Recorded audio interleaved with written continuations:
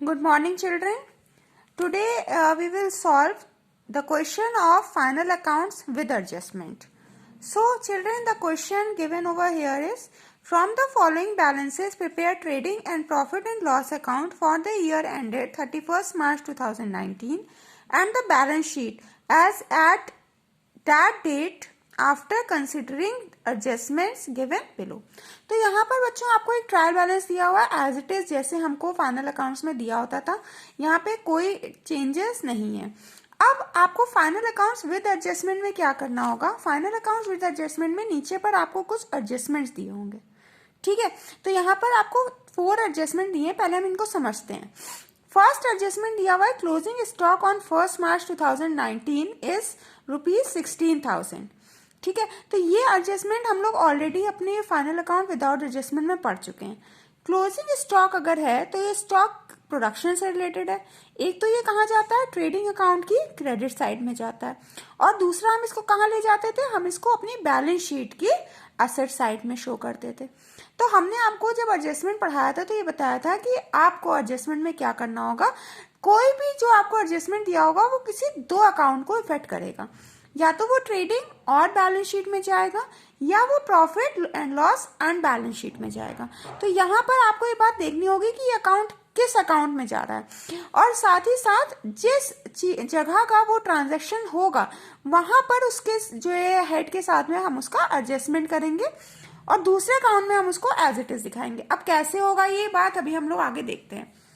तो first transaction तो हमें पता है, हमें समझ आता है। फिर कह रहा है machinery to be depreciated at the rate 10% per annum, ठीक है। तो यहाँ पहले आप ये देखिए मशीनरी कहाँ जाती है, तो मशीनरी हमारी एसेट है तो ये बैलेंस शीट में जाती है, ठीक है। तो मशीनरी पर हम डेप्रिशिएशन लगाते हैं तो वो मशीनरी का अमाउंट रिड्यूस करेगा। आप मशीनरी पे 10% डेप्रिशिएशन लगा लें तो मशीनरी देखिए आपकी 35,000 की है, ठीक है। मशीनरी पे 10% डेप्रिशिएशन लगाकर आपका आएगा 3500।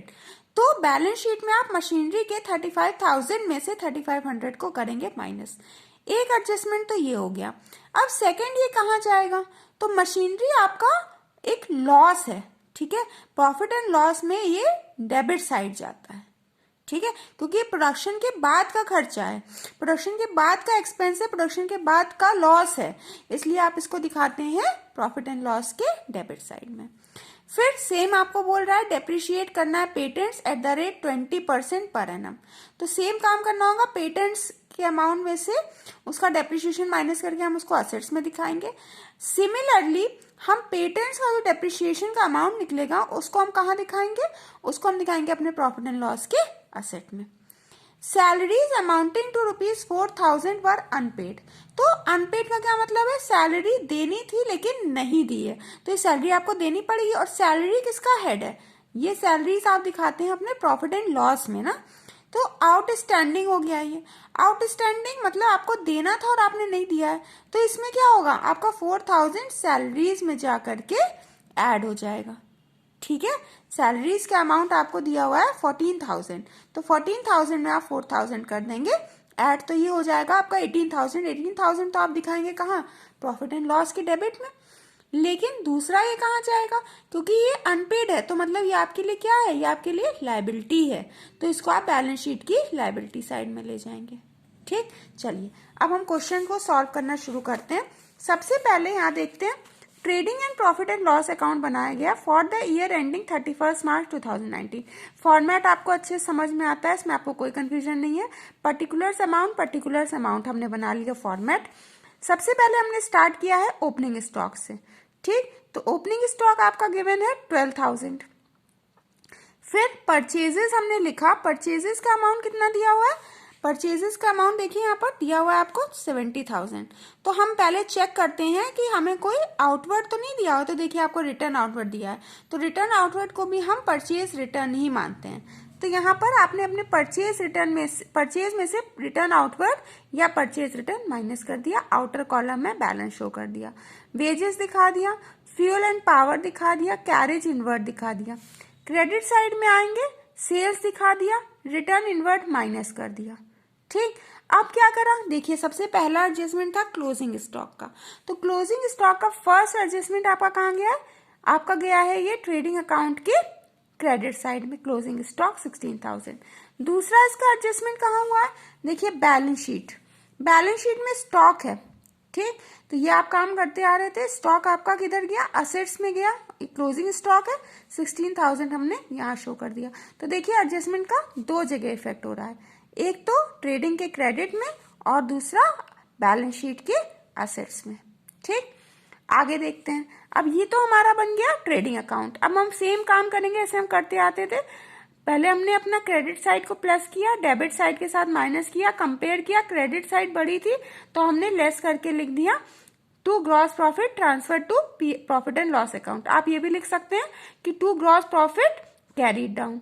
तो अमाउंट माइनस करके आपको आप चेक करेंगे तो आएगा 32,700।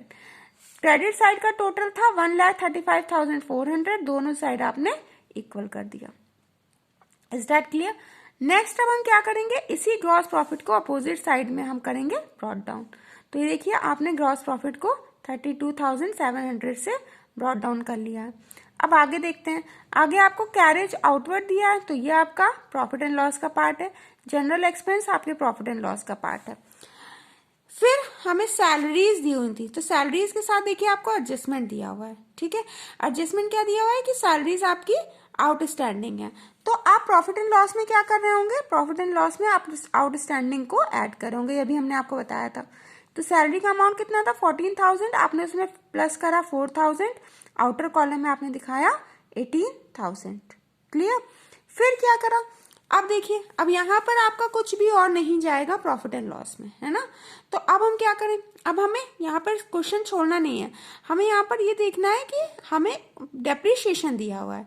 तो मशीनरी पर जब हम डेप्रिसिएशन लगाएंगे तो पहले देखें मशीनरी कॉस्ट कितनी है 35,000। 35,000 का जब आप 10% निकालेंगे तो ये आएगा 3,500। आपका प्रॉफिट एंड लॉस में 3,500 मतलब जो डेप्रिसिएशन की वैल्यू निकलेगी आप उसको शो करेंगे, ठीक है। जो डेप्रिसिएशन की वैल्यू निकल करके आएगी आप सिर्फ उसको शो करेंगे, आप उस असेट की वैल्यू को शो नहीं करेंगे, इस बात का बहुत ध्यान रखना है। फिर आपसे बोला गया है कि आपको डेप्रिसिएशन लगाना है पेटेंट्स पे, ठीक है। तो पेटेंट्स का अमाउंट हम चेक करते हैं, पेटेंट्स का अमाउंट हमें देखते हैं कितना दिया हुआ है। तो पेटेंट्स का अमाउंट हमें दिया है 10,000, ठीक। तो 10,000 का आप 20% कैलकुलेट करेंगे तो आपका आएगा 2,000, है ना। तो देखिए 2,000 हमने सिर्फ डेप्रिसिएशन का अमाउंट यहाँ पर शो कर दिया।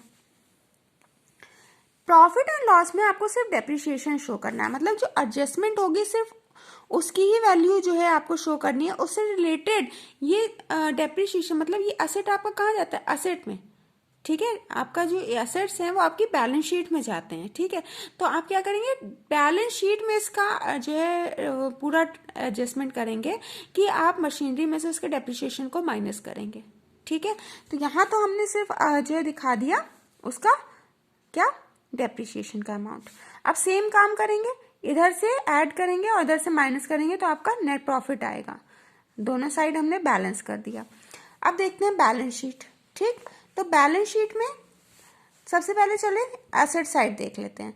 तो आपकी बिल्डिंग थी, बिल्डिंग एसेट है।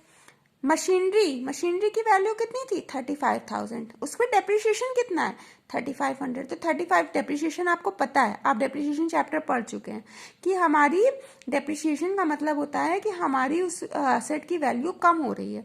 तो अगर वो वैल्यू कम कर रहा है डेप्रिसिएशन तो आप डेप्रिसिएशन को लेस करेंगे ना। तो आपने मशीनरी में से उसके डेप्रिसिएशन को लेस किया। अब यहाँ पर हमने पूरा ट्रीटमेंट करा, मतलब अगर सैलरीज है तो हमें सैलरीज को ये देखना है कि सैलरी कहाँ जाती है। तो सैलरी जाती है प्रॉफिट एंड लॉस में, प्रॉफिट एंड लॉस में उसका पूरा एडजस्टमेंट होगा, लेकिन जो आउटस्टैंडिंग हो या प्रीपेड हो उसको हम उसके अपोजिट साइड किसी और चीज में या किसी भी और अकाउंट में हम उसका सिर्फ आउटस्टैंडिंग का मतलब जो एडजस्टमेंट का अमाउंट है हम सिर्फ उसको शो करते हैं, ठीक है। तो अब देखिए नेक्स्ट में हमने पेटेंट्स का अमाउंट लिखा, पेटेंट्स में हमने डेप्रिसिएशन को लेस कर दिया, है ना। इसके बाद स्टॉक का हम आपको बता चुके हैं कि आपने जो है क्लोजिंग स्टॉक को यहाँ शो करना है, cash at bank, cash in hand, ठीक। बाकी सब आपको पता है कि आपको कैसे लिखना है। इसके बाद कैपिटल हमारी लाइबिलिटीज है, नेट प्रॉफिट हम पहले भी ऐड करते थे, ड्रॉइंग्स हम पहले भी माइनस करते थे। तो इसका हमने पूरा एडजस्टमेंट कर लिया अपनी लाइबिलिटीज में, ठीक। फिर क्रेडिटर्स को हमने शो करा, बिल्स पेबल को शो करा, और हमने आपको बताया था आउटस्टैंडिंग हमारी लायबिलिटी होती है। अगर यही चीज प्रीपेड दी होती, मतलब आपने किसी भी एक्सपेंस को पहले से ही पे कर दिया है, ठीक है, तो वो आपकी क्या हो जाती, वो आपकी असेट हो जाती। अभी धीरे धीरे फर्स्ट क्वेश्चन है, आपको खुद से समझ में आएगा कि एडजस्टमेंट में हम कैसे कैसे क्या क्या करते हैं, है ना, कैसे उन चीज़ों को हम एडजस्ट करते हैं। अभी आप जब अपने आप से एक दो क्वेश्चन लगाएंगे, आगे आपको और ये चीज़ें क्लियर होंगी। तब तक के लिए please do this question again, ठीक है, आप अपने आप देखें, उसको समझें, and in case of any confusion, in case of any problem, you can ask me, okay. Thank you students, have a nice day, God bless you all.